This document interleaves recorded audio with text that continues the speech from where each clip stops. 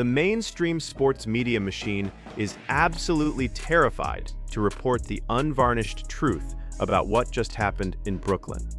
The deeply cynical doubters are desperately, frantically scrambling to delete their old tweets. The New York Liberty front office is currently in an absolute state of organizational shock, and the rest of the WNBA is officially on high alert. We explicitly, unapologetically told you this was exactly what was going to happen. We sat here on this platform exactly 24 hours ago and analytically broke down exactly how the Indiana Fever's devastating, catastrophic injury report was actually a massive, perfectly disguised blessing. We told you it would force this highly stubborn coaching staff to finally rely on the depth they refused to evaluate. And last night, inside a completely stunned and eerily silent Barclays Center, the Indiana Fever walked onto the hardwood, completely missing their franchise center, Aaliyah Boston, completely missing their most elite perimeter spacer, Lexi Hull, completely missing their veteran backup point guard, Tiasha Harris, and missing Damaris Dantas. They faced the heavily armed, fully loaded New York Liberty super team, and they absolutely, mercilessly, and violently humiliated the defending Eastern Conference champions right off their own home floor by an absolutely staggering final score of 109-91. Welcome back to WNBA Pro, the entirely unfiltered, unapologetic, and fiercely analytical home for the absolute smartest basketball conversations on the entire internet. If you are looking for lazy box score reading, uneducated casual takes, and corporate PR fluff designed to protect fragile coaching egos, you absolutely need to turn this video off right now. Today, we are aggressively breaking down the absolute tactical masterclass that just occurred in New York, the terrifying reality of Caitlin Clark's defensive gravity, the undeniable, league-altering validation of Raven Johnson, the historic 62-point explosion from the second unit, and the massive, glaring coaching adjustments that Stephanie White still desperately needs to make if this team wants to hang a championship banner. Let us start by aggressively addressing the absolute, unmitigated dismantling of the highly touted New York Liberty defense. The Indiana Fever did not just win a meaningless preseason basketball game. They put hands, feet, and kneecaps all over the entire city of New York. Ankle brace, everything, all over the whole city of New York. Sabrina Ionescu and Breanna Stewart looking like ancient people. I ain't lying. These young ladies looked sensational. Now, I don't want to toot my own horn. When you look at the raw, undeniable game tape from last night, former MVP Breanna Stewart and elite sharpshooter Sabrina Ionescu legitimately looked like ancient relics, desperately trying to keep up with a hyper-speed Olympic track team. The Liberty arrogantly trotted out their massive, championship-proven starting rotation, completely expecting to physically bully and demoralize an Indiana Fever roster that was missing its foundational starting center and its primary floor spacers. But the absolute inverse happened on that hardwood. The Fever aggressively pushed the pace, violently attacked the painted area, and completely overwhelmed the highly favored Liberty with blinding transition speed and highly aggressive, swarming perimeter defense. Now, the lazy, uneducated casuals, the bitter box score watchers, and the highly jealous veterans currently sitting on their couches are going to immediately, maliciously point directly to Caitlin Clark's statistical line. They are going to look at a piece of paper, see that she played exactly 17 minutes, scored 7 points, and shot a highly inefficient 2 for 10 from the field and 1 for 5 from the three-point line. And they are going to desperately, pathetically try to spin a false national narrative that the greatest offensive engine in the history of the sport somehow struggled under the bright lights of the Barclays Center.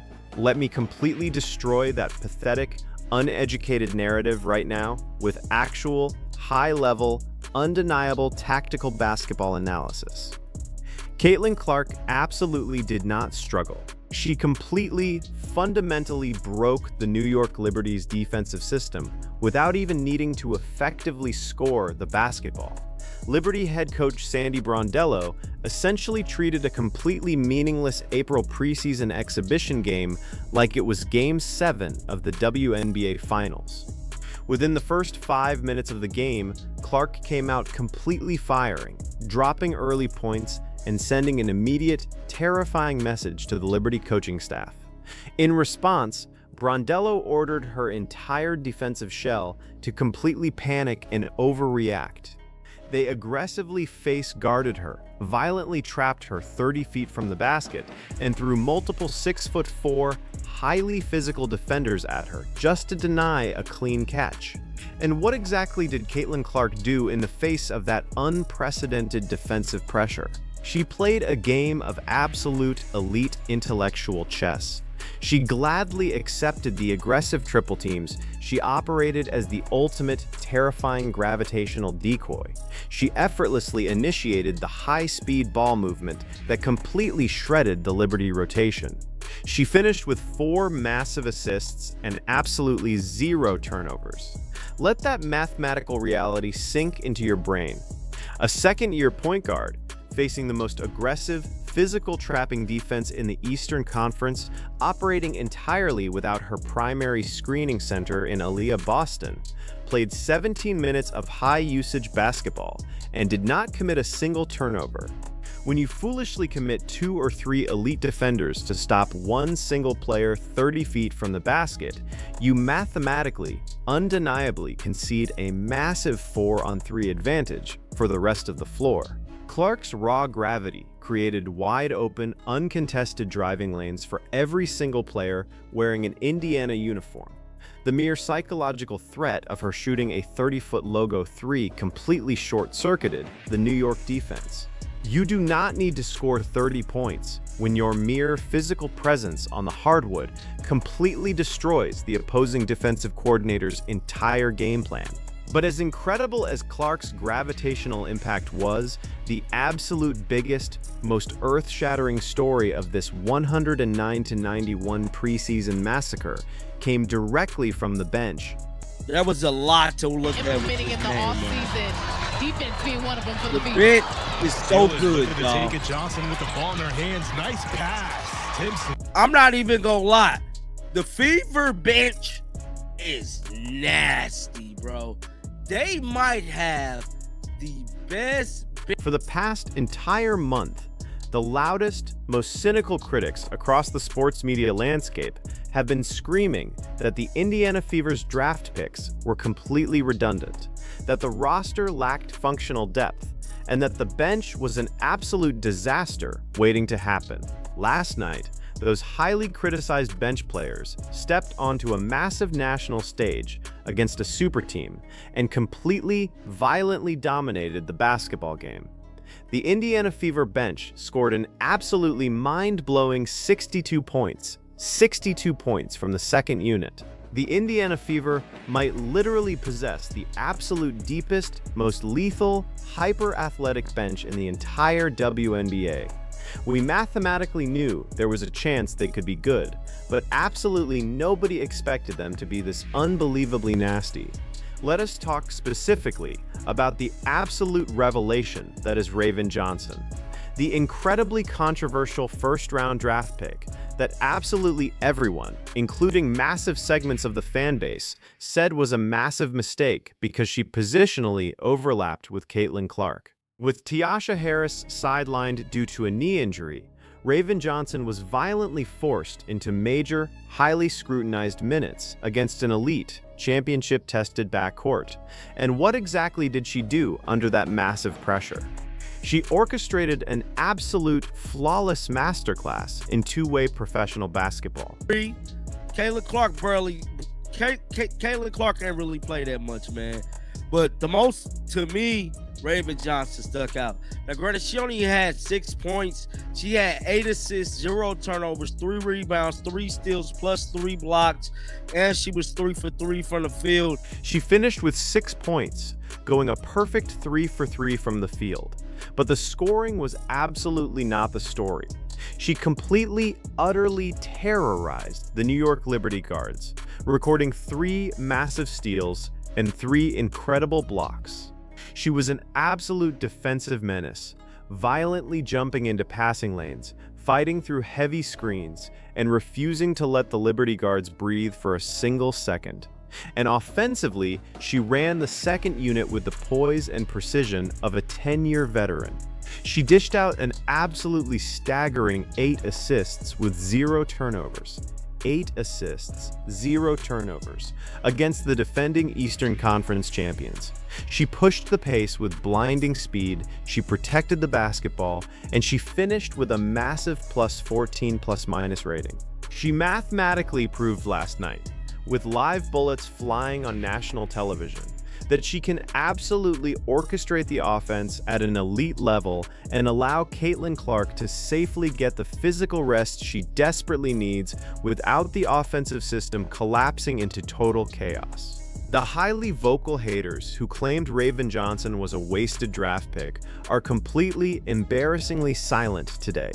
And because of the massive gravitational pull of Caitlin Clark, the highly paid Indiana Fever veterans absolutely feasted on the mathematical advantages created by the system.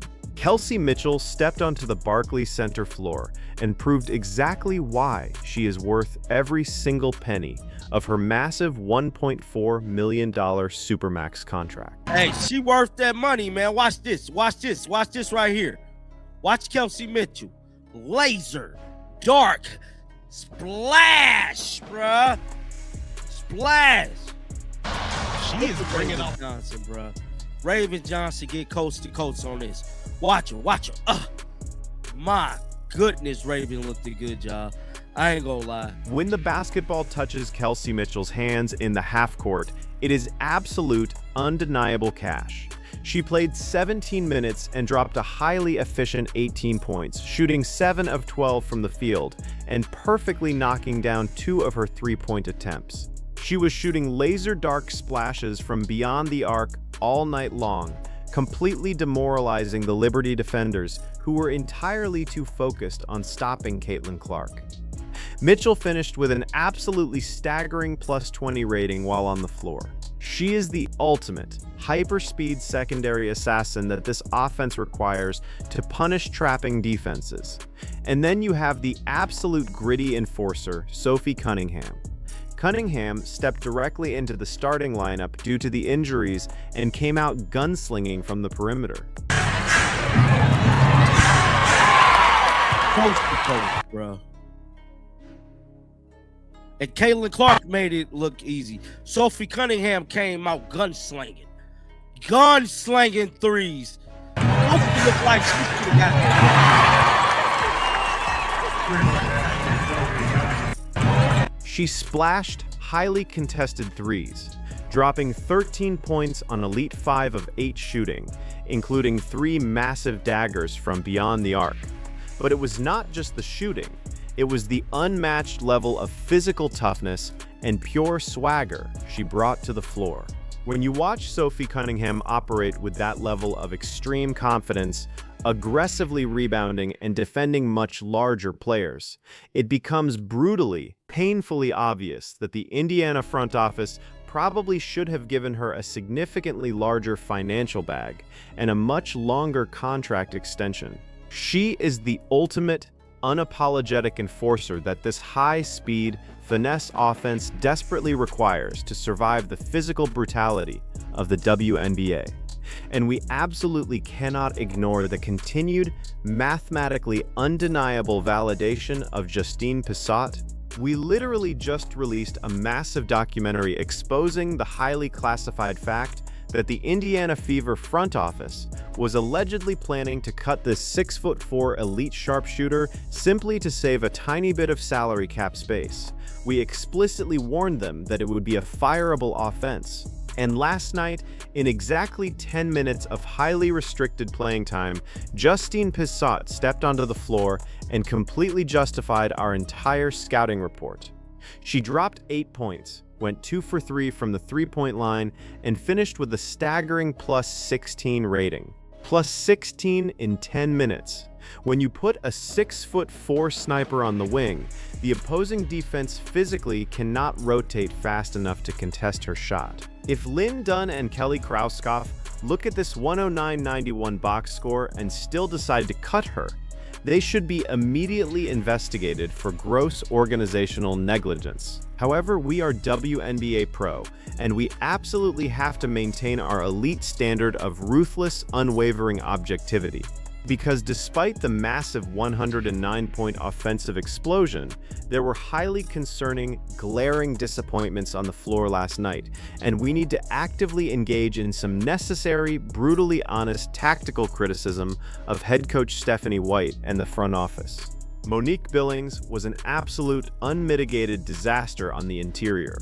When Aaliyah Boston was officially ruled out with a lower leg injury, the massive rotational burden to protect the paint fell squarely on the shoulders of the veteran frontcourt. We heavily expected to see a significant, highly physical impact from Monique Billings inside the paint against massive players like Jonquel Jones and Breanna Stewart. Instead, she looked completely lost in the defensive rotation. She provided virtually zero physical resistance. She struggled to secure meaningful post positioning, and she was entirely outplayed by hungry, aggressive rookies like Michaela Timpson.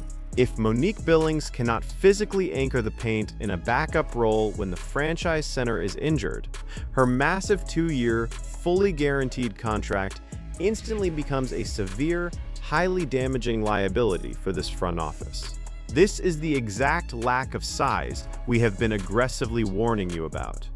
Furthermore, head coach Stephanie White absolutely cannot use this massive 109-point blowout victory as a convenient excuse to completely ignore the massive defensive lapses that occurred throughout the game. Yes, the Indiana Fever offense was an absolute, unstoppable buzzsaw that completely overwhelmed the New York Liberty. But giving up 91 points in a 40-minute game is absolutely unacceptable for a team that wants to win a championship. There were highly concerning, repetitive moments of complete defensive miscommunication, entirely missed switches on the perimeter, and a glaring lack of weak side help that allowed the Liberty to get easy, uncontested buckets at the rim. Stephanie White's defensive scheme looked highly disorganized whenever the Liberty managed to break the initial point of attack. White has to immediately address these fundamental defensive lapses in the film room today. You can easily get away with making defensive mistakes in the preseason when your offense miraculously scores 109 points. But when the grueling regular season starts, the scouting reports tighten up, and the offensive shooting inevitably goes cold for a quarter. Those exact same defensive lapses will mathematically cost you basketball games. The coaching staff has to demand absolute, uncompromising perfection on the defensive end, regardless of the massive numbers on the scoreboard. We talked about Stephanie White's highly concerning journey over championships mentality a few days ago, and those defensive lapses are exactly what happens when the coaching staff lacks the ultimate, ruthless urgency required to demand perfection. The Indiana Fever just sent a massive, terrifying, league-altering message to the rest of the WNBA. They confidently walked into a highly hostile arena, completely missing their foundational starting center and their absolute best shooters, and completely, mercilessly humiliated a championship contender on their own floor. The bench is incredibly, shockingly deep. Raven Johnson is a legitimate, terrifying two-way transition weapon. Kelsey Mitchell is an elite, hyper-efficient assassin. Justine Pissot is an unguardable 6'4" spacing anomaly. And Caitlin Clark's sheer, unprecedented gravitational presence is completely breaking elite defensive coordinators' brains without her even needing to shoot the basketball well. The preseason is officially here. The uneducated narratives are being completely destroyed by actual game tape, and the live bullets are finally flying. A massive, deeply appreciative shout out to our highly loyal channel members like Sarah, Mark, and David for always keeping the vision, financially supporting the channel, and actively demanding elite, uncompromising tactical analysis. We are aggressively building the absolute smartest, most fearless basketball community on the entire internet, and your incredible loyalty makes this massive, deep dive documentary content possible. Violently smash that subscribe button right now if you want the absolute deepest, most analytical breakdown after every single Indiana Fever game this season that the lazy mainstream media is completely terrified to report. Drop your completely unfiltered, raw prediction in the comments below. Did Raven Johnson just completely silence her haters with that 8-assist, 0-turnover masterclass? Does Stephanie White need to immediately bench Monique Billings for her lack of physical resistance? And did Justine Pissot mathematically guarantee her roster spot with that unbelievable +16 performance? I want to read every single highly educated prediction in that comment section. Hit the notification bell immediately because the excuses are completely gone, the evaluations are real, and the greatest, most scrutinized season in the history of the WNBA is officially starting right now.